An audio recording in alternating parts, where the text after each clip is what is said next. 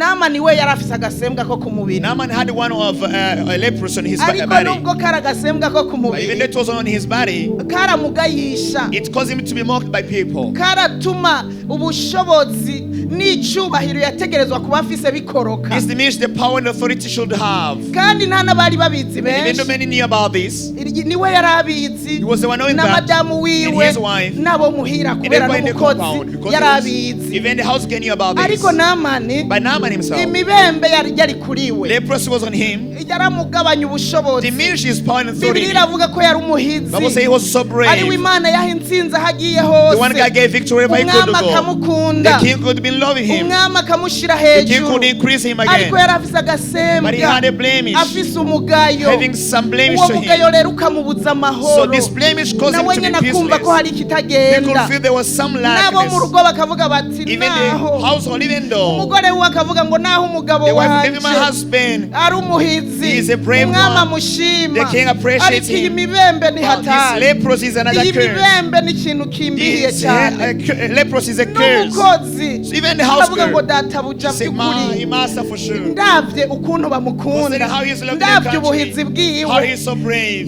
iyi mibembe yari ikwiye This kumuvako leprosy should leave him actually. gushikaho umukozi agira The ikigongwe point house girl was merciful. aravuga ngo ese yogenda hari I pray she iwacu goes back to my ese country. iyo mibembe ikamuvako That leprosy to leave him. agasembwa All the kakamuvako blemish to urumva go from him. n'umukozi Even the house girl. yarifuza ko umugayo uri kuri Namani Is that a blemish on his uwo master? muvako To leave from him. ariko yari umuhizi But she was so brave. yarakoreshwa abisirayeli bakanesha He was used his country to Ariko yari conquer the afise battles. agasembwa. Even though he had those blemishes. karako ku mubiri So the blemish was the body. twebwe We udushobora kuba duhagaze may be neza standing right. I'm mu right buryo standing. bw'umubiri Physically. bakatubona They tugororotse see us upright bakatubona standing. twambaye They see neza us fashionable. amakositume With suits. amavutano These garments, traditional ones. ariko But hariho there is a agasembwa blemish. hariho umugayo There is some blemish tugendana that we walk with, dutemberana that we walk along hariho with. umugayo abantu There is bamenya a blemish but no. kuko hari igihe vyinyegeza bigatinda Sometimes bikajya it's habona hiding, but at the end of the day, n'ikindi gihe it's tubaka blasts. umugayo tuzi twebwe We nyene have other blemish, we have umugayo wa hariya it w'ibanga hide in the hearts. tuzi twebwe ariko ni Imana izi That we know, but even God knows nta himself mugayo alone. dushobora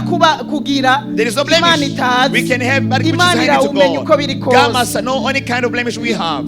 haleluya Amen. Imana idufashe May God help us. Imana idufashe May God help bakozi us. b'Imana bo ku mugoroba Servants of God on Saturday bakozi time. b'Imana bo ku Servants of God kirengazuba this very moment on Imana Saturday setting. idufashe May God help us. ntidutemberane umugayo Should walk without any blemish. hariho ababona abantu There are batarabimenya those people don't know about this. bakabandanya They carry on. bakabigira ibanga They do this in hiding ariko Imana places. irabizi But God knows whatever you do in hiding. Imana irabizi God knows